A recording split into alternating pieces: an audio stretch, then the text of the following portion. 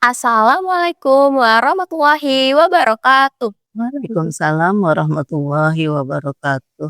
Marilah kita panjatkan rasa syukur kehadirat Allah Subhanahu wa Ta'ala yang telah memberi kita nikmat iman, nikmat Islam, nikmat sehat, dan nikmat panjang umur.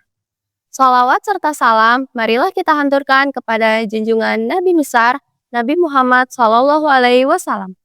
Semoga kita semua mendapatkan syafaatnya di akhir kelak. Amin ya Robbal Alamin. Halo sobat-sobat hebat, kembali lagi di podcast Adam kali ini. Sebelum memulai pada podcast kali ini, izinkan kami memperkenalkan diri. Saya Faira Diva Salsabila dari kelas 83, selaku host pada podcast kali ini. Dan saya juga ditemani oleh narasumber yang sangat luar biasa, yaitu Ibu Raswia selaku guru pendidikan agama Islam di SMP Negeri 126 Jakarta. Oh ya sobat hebat, konon ada satu malam di bulan Ramadan yang nilainya lebih berharga dari 1000 bulan. Satu malam yang jika kalian mengamalkannya dengan ibadah, rasanya hidupmu dipenuhi dengan kebaikan selama puluhan tahun. Malam itu bukan legenda, bukan juga cerita masa lalu. Ia datang setiap tahun, dengan diam-diam, tanpa memberitahu tanggalnya. Dan mungkin saja malam ini adalah malam itu. Pada podcast kali ini, kita akan ngobrol santai, tapi dalam sebuah misteri spiritual yang paling dinantikan oleh umat Islam di seluruh dunia, yaitu Malam Lailatul Qadar. Sebelum memulai pada sesi tanya-jawab, saya ingin bertanya nih, kira-kira sobat hebat puasanya masih full nggak nih? Atau jangan-jangan ada yang udah pernah mokel? Jangan ya teman-teman, semoga kita semua diberikan kelancaran dan kemudahan dalam menjalani ibadah puasa. Nah, pasti kalian masih pada bingung kan seputar dengan malam Lailatul Qadar itu? Jangan lupa disimak ya, karena bisa menambah wawasan kalian loh. Tanpa berlama-lama, langsung saja kita masuk ke pertanyaan pertama. Dari pandangan Ibu, apa itu malam Lailatul Qadar? Bismillahirrahmanirrahim. Alhamdulillahirrahmanirrahim. Wa bihi nasta'in ala umuri dunya waddin.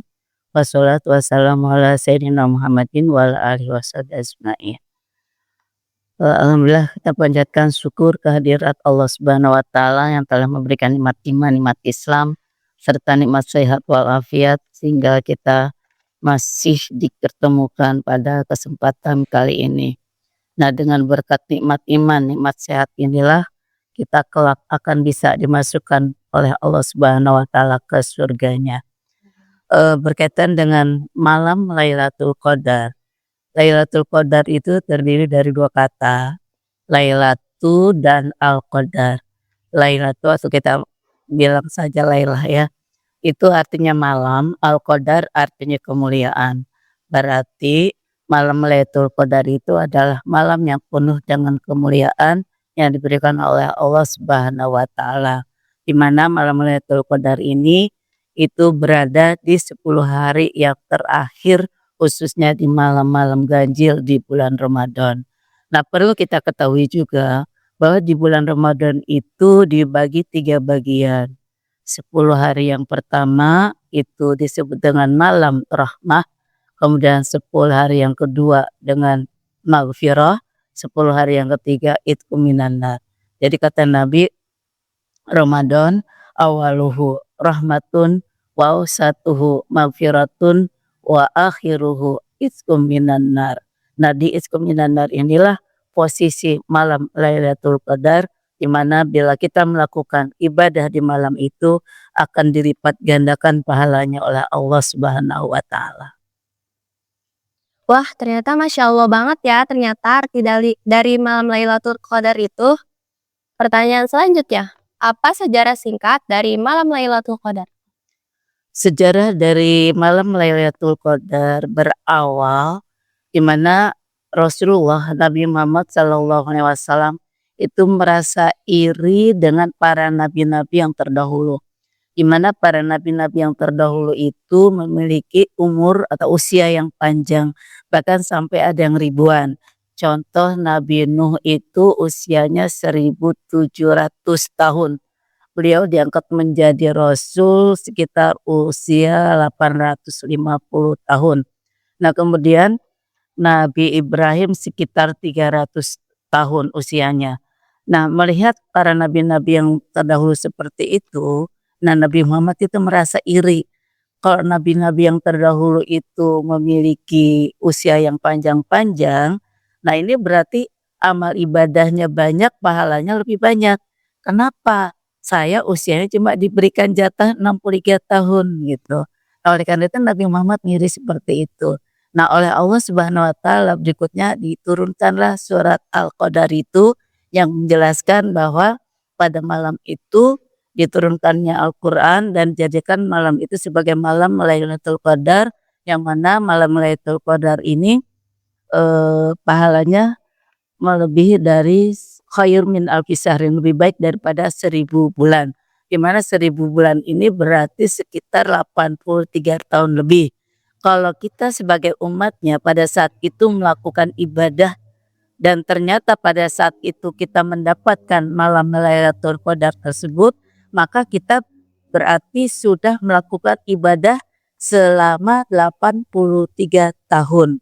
Nah, kalau kita dari sekarang udah mulai mendapatkan Lailatul Qadar dari usia seperti kamu misalnya dari usia yang masih muda ke depannya udah berarti sudah bisa melebihi dari apa yang diinginkan oleh Nabi Muhammad SAW. Oh, ternyata itu ya teman-teman, sejarah singkat dari malam Lailatul Qadar itu. Jangan lupa dipelajarin ya. Selanjutnya, menurut Ibu, kenapa malam ini bisa sampai lebih baik dari 1000 bulan? Malam Lailatul Qadar itu lebih baik daripada 1000 bulan seperti yang dijelaskan dalam surat Al-Qadar ya. Wa adraka ma Lailatul Qadar, Lailatul Qadru khairum min alfi syahrin. Itu lebih baik dari 1000 bulan karena pada malam itu doa-doa kita diterima oleh Allah Subhanahu wa taala.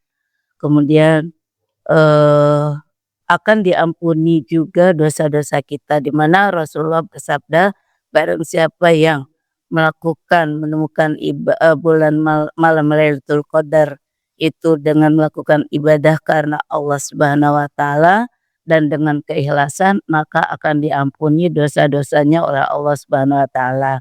Dan pada malam itu juga Allah menjanjikan akan dilipat gandakan pahalanya oleh Allah Subhanahu wa taala sampai memiliki pahala sampai 1000 bulan. Berarti 1000 bulan yang Ibu bilang tadi sampai 83 tahun lebih. Nah, itu dia alasan kenapa malam Lailatul Qadar itu bisa lebih baik dari 1000 bulan. Pertanyaan selanjutnya, amalan apa yang paling dianjurkan pada malam Lailatul Qadar? Amalan Lailatul Qadar itu yang kita harus lakukan diantaranya kita ya melakukan qiyamul lail, termasuk kita taraweh. Nah, taraweh itu karena adanya di bulan Ramadan aja makanya kita jangan sampai meninggalkan taraweh tersebut. Kalau menurut Ibu kayaknya seakan-akan tuh taraweh dengan puasa udah satu paket gitu. Jadi ada taraweh, ada puasanya. Jadi sayang sekali kalau kita puasa tanpa melakukan sholat taraweh. Kemudian juga kita bisa melakukan sholat tahajud, kemudian qiyamul lail yang lainnya tadi seperti taraweh, tahajud juga kita berzikir kepada Allah Subhanahu wa taala, termasuk kita melakukan tadarus itu kita bisa lakukan untuk mendapatkan malam-malam Lailatul Qadar tersebut. Itu dia amalan yang bisa kalian lakukan di rumah ya. Jangan lupa diamalkan ya teman-teman, karena malam ini semua doa akan dikabulkan oleh Allah Subhanahu wa taala. Pertanyaan selanjutnya, kira-kira menurut Ibu ada nggak tanda-tanda seseorang yang mendapat Lailatul Qadar? Orang yang akan mendapatkan tanda-tanda Lailatul Qadar tersebut pada malam itu, orang tersebut merasa ada sentuhan yang dia tidak tahu dari mana, yang jelas dia pada saat itu merasakan ada sentuhan yang mungkin kelembutan hati, dia bisa merasakan ada kebahagiaan tersendiri, apalagi pada saat itu dia sedang melakukan ibadah kepada Allah dan dia tidak terasa juga bisa mencucurkan air mata karena merasa dirinya pada saat itu sedang dekat kepada Allah Subhanahu wa taala. Nah, kalian kalau mau seperti itu jangan lupa diamalkan ya dalam malam Lailatul Qadar itu. Pertanyaan selanjutnya, mengapa para malaikat turun pada Lailatul Qadar? Malaikat pada malam Lailatul Qadar itu turun ke bumi karena untuk mengaminkan segala doa hamba-hamba Allah yang sedang melakukan ibadah kepada Allah Subhanahu wa taala.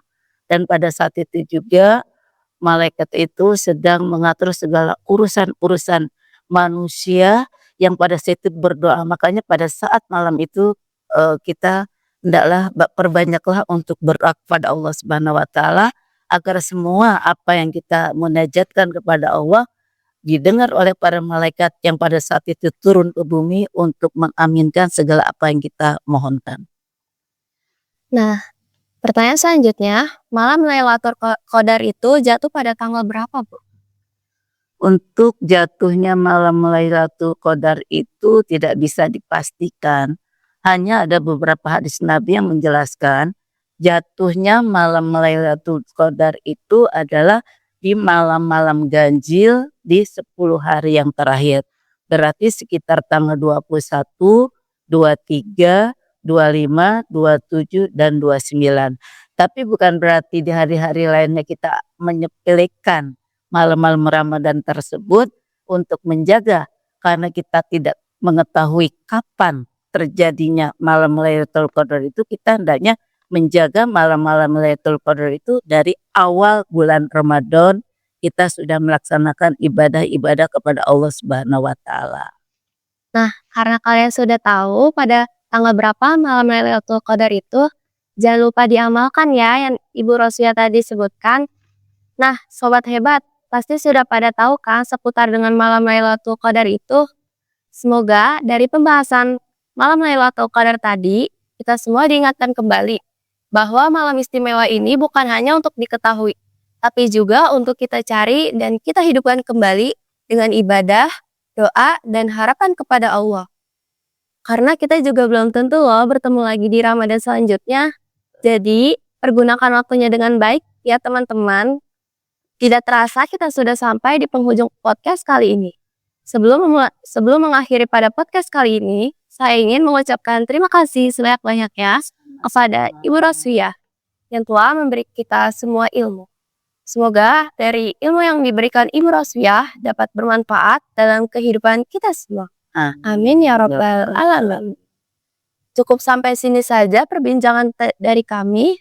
Saya selaku host ingin pamit undur diri. Terima kasih. Wassalamualaikum warahmatullahi wabarakatuh. Waalaikumsalam warahmatullahi wabarakatuh.